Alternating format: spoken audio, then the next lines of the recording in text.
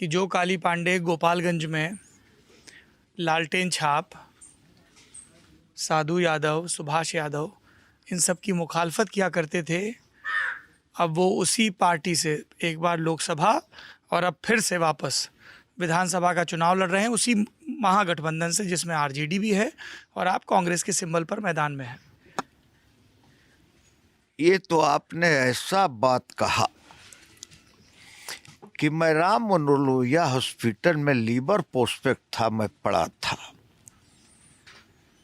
राजीव गांधी जी इस दुनिया से चले गए थे और नेहरू फैमिली ये घोषणा कर दिया कि अब राजनीति से मुझे कोई मतलब नहीं है। तो जो आदमी 1 साल प्राइम मिनिस्टर के साथ रहा, राजीव जी के घर में मैं रहता था। कारण ये था कि जिस दिन विश्वनाथ प्रताप सिंह के नेतृत्व में सारे लोग रिजाइन दे रहे थे पार्लियामेंट में, मैं राष्ट्रपति के धन्यवाद प्रस्ताव पर 2.5 घंटा बोलते हुए राजीव गांधी का साथ दिया। पार्लियामेंट के अंदर अपोजिशन बेंच पर मैं अकेले उनका साथ दिया। आपको लग रहा था कि वीपी सिंह के आरोपों में दम नहीं है? नहीं, दम नहीं है। मुख्य मुद्दा उसमें यह था कि कांग्रेस हटाओ। मुझे बीपी सिंह जी फोन किए कि पांडे जी रिजाइन दे दिए। मैंने एक सवाल उनसे किया कि अगर दोबारा कांग्रेस सत्ता में आ जाएगी तो क्या हम सभी लोग रिजाइन दे देंगे? मेरे सवालों का जवाब बीपी सिंह के पास कुछ नहीं था। इसलिए मुझे लगा कि राजीव गांधी एक नए रूप में आए हैं, ये व्यक्ति काम करेगा। काम किया, कंप्यूटर युग लाया। उस समय हल्ला अपोजिशन द्वारा किया गया कि इससे बेरोजगारी बढ़ेगी, लेकिन वही जो टिकट काटता था वही 5 दिन के बाद कंप्यूटर पर टिकट काटने लगा, तो बेरोजगारी तो बढ़ी नहीं। और राजीव जी जैसे नेता। आप तो निर्दलीय जीत कर गए थे, फिर उनसे मुलाकात कैसे हुई? इतना प्रचंड बहुमत लेकर आए थे, उन्हें क्या एक निर्दलीय सांसद की जरूरत पड़ गई?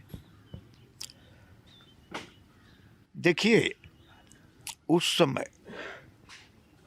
बैजंती माला, अमिताभ बच्चन, सुनील दत्त जीत कर आए थे।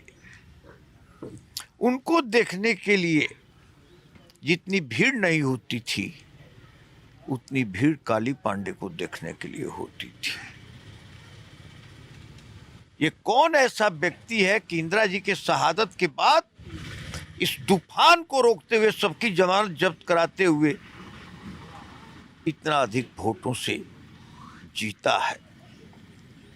तो हुआ, लेकिन अकस्मात रिजाइन की बात आई, क्योंकि उस समय अटल जी जीते नहीं थे पार्लियामेंट में।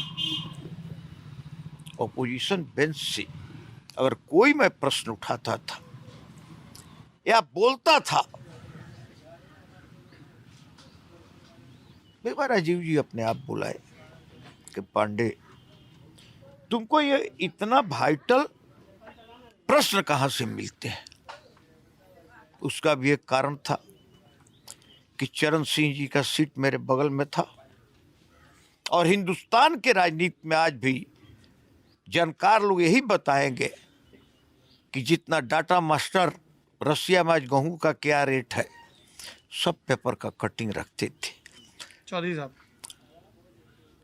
साहब। उनका एक पीए था मधु, चौधरी साहब को पैरालिसिस मार दिया। तो जितना चौधरी साहब ने क्वेश्चन बनाया था सब मेरे नाम से डालने लगा।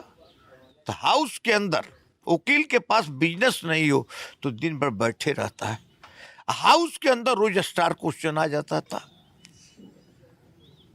जब मैं बोलता था सदन भी डोलता था और सदन में बैठे हुए लोग भी पिन ड्रॉप हो जाते थे।